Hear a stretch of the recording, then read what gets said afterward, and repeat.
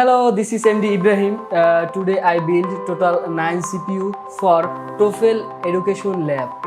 Today I use instance like i5 12th Gen processor Intel, motherboard A610 GB DDR4. After that I use NVMe TwinMOS 256 GB. Another I use ADATA 16 GB RAM.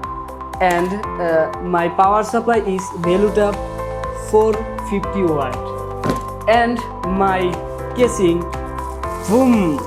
Velutap casing just is a low budget upgradable CPU. So let's get started to build.